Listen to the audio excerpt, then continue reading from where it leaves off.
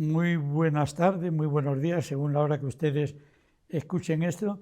Se nos ha hecho complicado los que hablamos en la radio y en la televisión los de saludar, porque antes uno sabía a qué hora lo veía el telespectador o lo oía el oyente de la radio, pero ahora cada uno lo podemos oír a una hora, la cual es muy bueno, y los saludos se nos quedan, habrá que decir como se decían los pueblos, buenas, y ya está, pues muy buenas.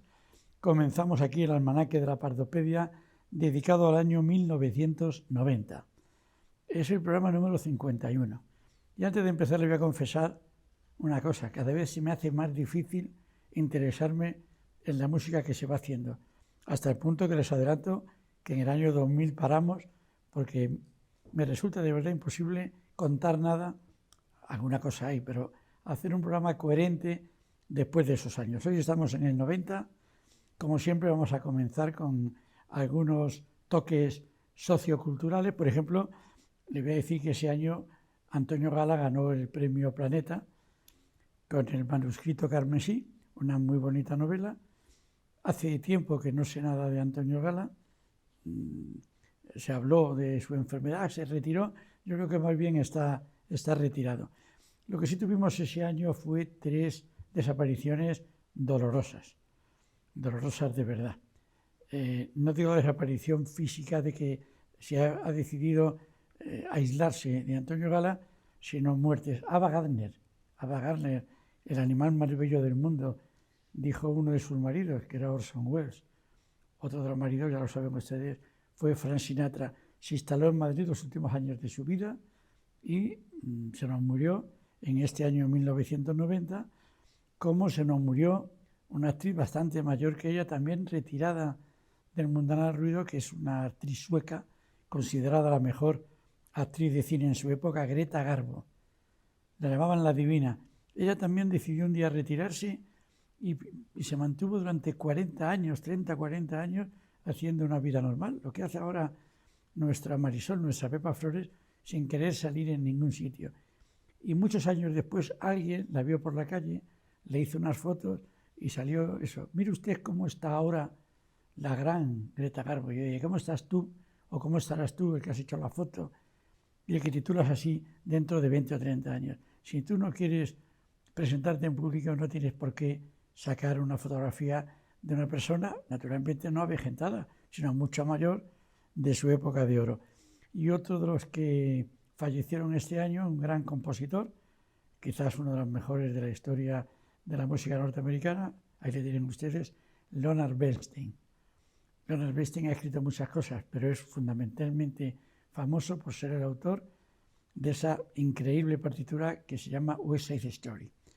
West Side Story es un musical basado en la historia de Romeo y Julieta, y en lugar de ser en Verona, es en Nueva York, en el West End, uno de los barrios de Nueva York, y en lugar de dos familias enfrentadas, los Capuletos y los Montescos, pues son dos pandas, los Jet y los Sharks, unos de nativos de varias generaciones en Estados Unidos y otros de origen puertorriqueño. Saben que muchos años después Spielberg ha hecho una gran nueva versión, musicalmente y visualmente igual de hermosa, pero con una cierta profundización a este choque de civilizaciones. Bueno, pues también se nos murió Leonard Bernstein. Y el año 90, en las Navidades, una fragata española fue al Golfo Pérsico y llevó a un grupo que yo creo que destruyeron en ese viaje. Que le destruyeron porque el grupo era Olé Olé, pero destacaron tanto a su cantante, ahí la tienen ustedes, a Marta Sánchez, que a partir de ese momento todo el mundo empezó a hablar de Marta Sánchez y de olvidar a Olé Olé. El hecho es que Marta Sánchez había sustituido a Vicky Larraz y poco después fue sustituida por Sonia Santana, una cantante canaria, pero a partir de este momento nace una estrella, sin duda, Marta Sánchez, y desaparece un gran grupo, como era Olé Olé, con bastantes éxitos en su honor. Veanla, la gente dice que qué poca ropa lleva la actual representante, la última representante española en Eurovisión, la famosa Chanel. Bueno, pues vean ustedes que las cantantes espléndidas físicamente y que sabían bailar, pues se reunían ya, han pasado más de 30 años y la imagen bastante parecida. La diferencia es que está en la cubierta de una fragata española, detrás se ve el mar, el Golfo Pérsico. Fue un auténtico acontecimiento. Pero vamos a entrar en la música de verdad y vamos a entrar precisamente con Eurovisión de ese año. Fue el año 1990. Se celebró, si no recuerdo mal, en Yugoslavia. Y España fue representada por una pareja de cantantes, hermanas de los Chunguitos, Azúcar Moreno. Cuando salieron se decía hermana de los Chunguitos. Ahora cuando se habla de los Chunguitos se dice hermanos de las Azúcar Moreno. Las Azúcar Moreno demostraron una veteranía inapropiada para su experiencia. Si no lo recuerdan, se lo cuento. Salieron a cantar, ya Televisión Europea, la famosa UER, autorizaba a que la música estuviera pregrabada en lugar de la orquesta real, ya no se hace, y entonces salieron sabiendo que arrancaba una música, que pasaban X compases, 3, 4, 5, y a continuación empezaban a cantar. Resulta que el técnico yugoslavo de ese momento arrancó la cinta donde estaba su playback instrumental, no de voces, y arrancó. Pero ni las Azúcar Moreno ni nosotros, que éramos el público, tanto el de allí como el que estábamos en nuestras casas, no oíamos nada, porque el que soltó la cinta, si la soltó, el que tenía que apretar el botón para que sonara, no. Y entonces soltaron el botón cuando había empezado ya esos compases de entrada. Lógicamente, Azúcar Moreno no sabían si estaban en el segundo compás o en el cuarto, no sabían dónde había que empezar. ¿Qué haces en esos casos? O te la juegas, lo crees y arrancas, y luego te das cuenta que estás cantando en un tono y que el acompañamiento ha cambiado de tono, o hacer lo que hicieron ellas, repito, muy difícil siendo novatas, callarse, pararse y esperar a que lo arrancaran bien. Y además, no sé si fue por eso, como que lo hicieron muy bien, quedaron quintas. Quedar quinto ya en aquel entonces era un mérito. España, que había funcionado muy bien en los últimos 60 y en todos los 70, con 3 veces en el puesto 2, 2 veces ganadora, había entrado en una debacle absoluta. Las notas eran pésimas. Tenía que pasar en la siguiente década, tuvimos 2, Sergio Dalma y Anabel Conde, que estuvieron entre los 5 primeros, cuarto y segunda, pero lo normal era ser 14 o 15, no como ahora, que hemos estado años y años a ver si por fin podemos salirnos de aquello, estando en el puesto 22, 23, 24, de un total de 26 o 27. Bueno, quinto puesto para ellas, éxito. Para ellas fue un espaldarazo importante. Mucha de la gente que va a Eurovisión firma ahí su sentencia a la decadencia y a la desaparición. No fue su caso. Y en la OTI quedaron muy bien, quedaron terceros. Una pareja que duró poco, formada por una muy buena cantante, Isabel Montero, y un cantautor, compositor de canciones y gran productor y gran autor para otros, que era Paco Ortega. Firmaban como Paco Ortega e Isabel Montero. Hicieron una canción que se llamaba Duérmete, mi amor, y repito, quedaron terceros. Hay que decir que en la OTI siempre quedamos muy bien. Lástima, estamos hablando del año 90, que el festival 10 años después decidió suspender el del 2001, por el famoso atentado de las Torres Gemelas, porque se celebraba en Nueva York y nadie más quiso hacerlo, y han pasado más de 20 años y no hemos vuelto a tenerlo. Y entramos en música sin el apoyo de un concurso. Y empezamos con Radio Futura. A Radio Futura le hemos ido viendo nacer. Grabaron su primer disco en el 80, hace 10 años. Estamos en el 90, aquí en el almanaque de la Pardopedia, en esa televisión, en Déjate de Historias, y habían tenido una etapa muy divertida, pero poco musical, con los comienzos de la movida. Lo importante era llamar la atención, lo consiguieron, pero luego, bajo el mando de Santiago Auserón, empezaron a hacer muy buena música, y este año 90 hicieron una canción, Veneno en la piel, canción importante para ellos, éxito importante, y canción que 2 o 3 años después les llevó a los tribunales, pero esta vez no como acusados, sino como acusadores.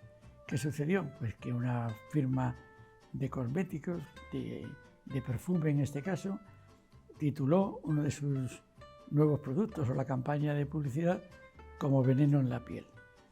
Y eso de Veneno en la piel hizo que la compañía de discos que tenía la exclusiva de Radio Futura les presentara una demanda por plagio. No cayeron en la cuenta que hoy día con Internet usted pone Veneno en la piel en un buscador, en Google, en el que quieran, y le saldrán montones de esa frase, de esa cortísima frase, Veneno en la piel, desde el siglo XVII hasta nuestros días.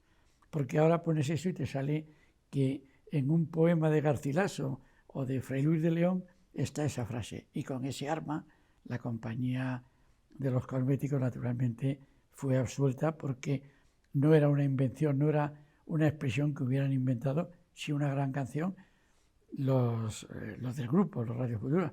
De hecho, yo soy de los que piensan que la llamaron Veneno en la piel inspirándose o recordando la canción de Radio Futura. Pero no podían hablar de una exclusiva de 4 palabras, veneno en la piel, que ya se habían utilizado en ese mismo orden en muchas obras de la literatura española. Así que pasemos a otra de las grandes, que precisamente en el 90 también empezó a ser grande. Hablo de Luz Casal, una cantante, todo el mundo dice, y tiene razón, gallega, se considera gallega, pero nació en Asturias, nació en Avilés, hizo unos primeros discos ganándose el renombre de la gente y con un espíritu total de rockera, quizás la mejor rockera de España, pero hasta que firmó con una multinacional, como que este caso, y sacó su volumen 5, multinacional que compró además los derechos de su obra anterior para no tener competencia, empezó a convertirse en una figura importantísima, no solo en España, sino también en Francia. Pues aquí está ese Luz 5, Luz Quinta, como si fuera una emperatriz, con ese disco, con el volumen 5, empezó a convertirse en la gran estrella que hay. Y como ven ustedes, estamos entrando en artistas que pertenecen a esa generación, digamos, post-movida. La movida fue un trampolín de lanzamiento y los 10 o 15 años siguientes, gran parte de esos artistas se consolidaron como figuras importantes, pero la mayor parte de los que se lanzaron con el espíritu de la movida desaparecieron porque dejaron de sorprender y la gente dejamos de divertirnos con aquellas ocurrencias de horror en el hipermercado. Bueno, podría citarles 20 o 30 canciones, que recuerdo que ya les conté las primeras de Alaska, de Olvido, con Caca de Luce, qué público tan tonto tengo, canciones que no tenían mucho que ver, no digamos nada, canciones de Siniestro Total, El Ayatollah, No me toques la pirola o Las tetas de mi novia. Volvemos a la seriedad, nos encontramos con un músico manchego que se llama Luis Cobos. Luis Cobos empezó desde muy jovencito a hacer música en su pueblo, en La Mancha, fue director de la banda de su pueblo, cayó en Madrid, que es donde se grababan las cosas, se convirtió en uno de los mejores músicos de estudio y además de músico arreglista y luego productor, y también hizo un grupo propio llamado Conexión, que fue uno de los grandes grupos del soul en español, un poco, digamos, en el estilo de los canarios, hacer música soul típicamente americana, pero hecha en España y por españoles.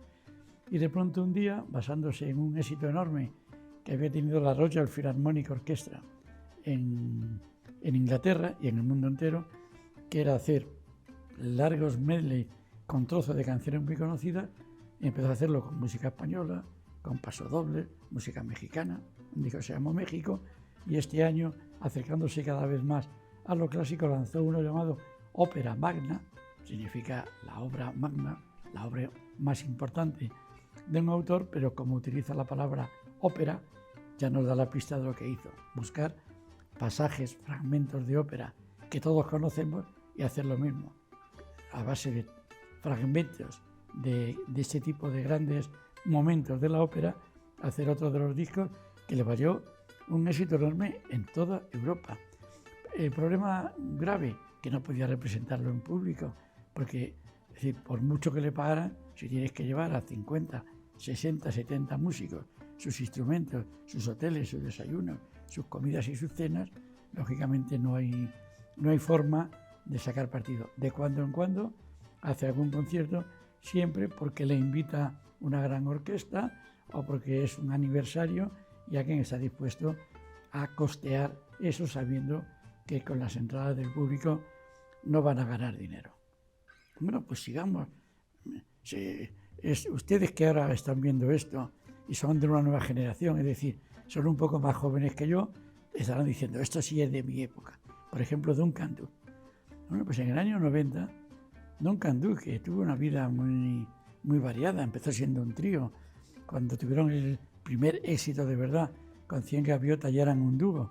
Poco después, Mikel Erenchun se fue por su lado, es decir, pasó a ser solista. Luego volvieron a ser dúo una época, pues precisamente, como ven ustedes, tienen una biografía muy variada. Este año, 1990, hicieron un disco que titularon Autobiografía. No hace falta que les diga que estaban contando su vida, tampoco hace falta que les diga que fue un álbum doble, porque en la imagen anterior, junto a la portada del disco, hemos visto que salían 2 discos de vinilo. Ahí los ven ustedes, en la Autobiografía de Duncan Du. Y ese año también, todavía, Miguel Bosé estaba en su mejor momento e hizo un disco llamado Los chicos no lloran, que además de triunfar musicalmente, fue importante por su portada, una portada muy tierna, supongo que la tendremos, sí, ahí está, no sé si con alguno de sus sobrinos o sobrinas, una imagen muy tierna que choca bastante con el Miguel Bosé que hemos conocido en los 3, 4 o 5 últimos años, sobre todo con la pandemia. Y vamos con la gente que ya no como Bosé, que ya está funcionando, empieza a destacar en este año. Y ahí tenemos a Joaquín Sabina. Joaquín Sabina, si ven bien la portada, en el ángulo inferior izquierdo, como lo ven ustedes, hay un logotipo que pone Ariola. Él venía de grabar en CBS.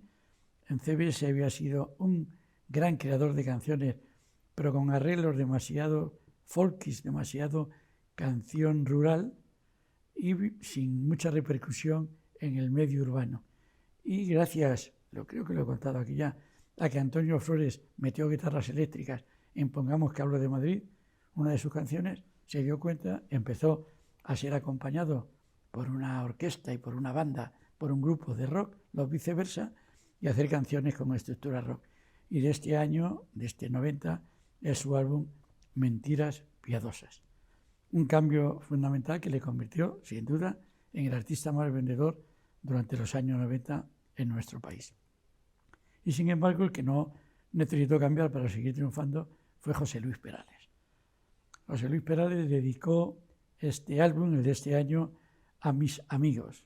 Hizo un álbum con lo mejor de su música, con las que había regalado a los amigos, con las que le habían cantado y habían triunfado otros artistas, y hizo eso que suelen hacer todos los grandes compositores que no han cantado, que han regalado canciones que han sido éxito y no las han cantado ellos. Pues ¿qué es? Decir, así la cantaba yo, escúchenla, no quiero hacerlo mejor que Julio Iglesias o que Isabel Pantoja o que Janet, que fue quizás la que le dio el primer gran éxito, pero así lo hago ya. Vamos con otros artistas importantes, fíjate, le voy a decir importantes en este año 90 y algunos siguen siendo importantes en esta década de los 20 del siguiente siglo.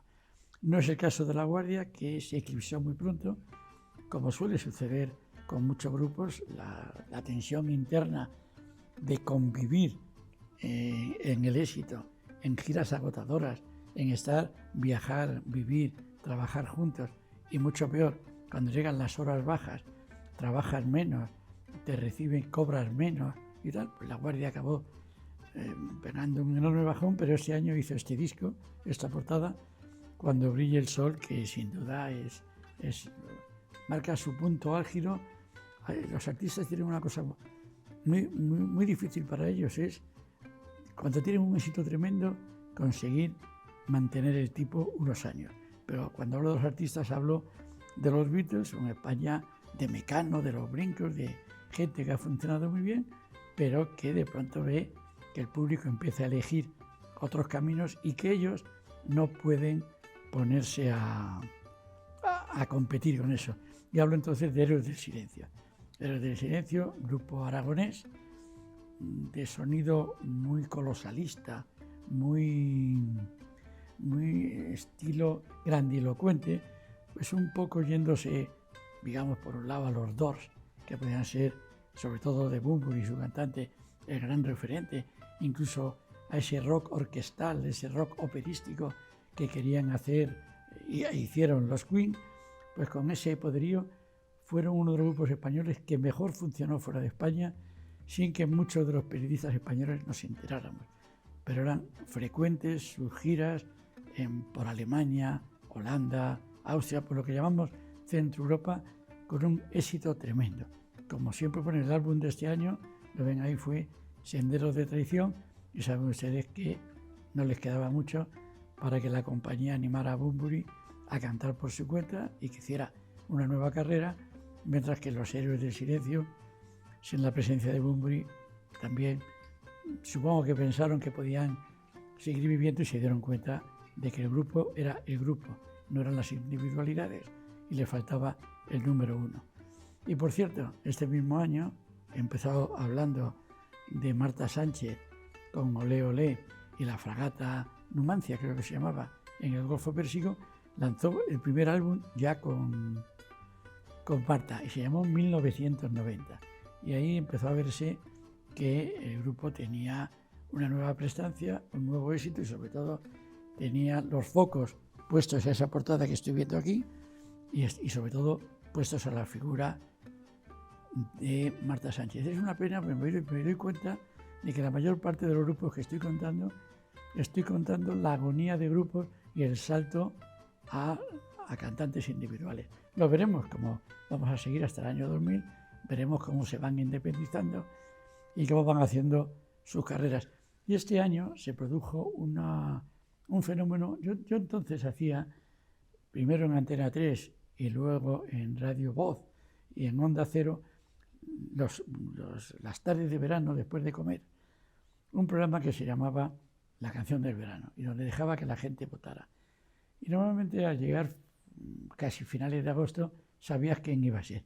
Este año no, este año se pegaban unas cuantas y muy tarde, porque las canciones de verano se lanzan en primavera, las que aspiran a ser canciones de verano.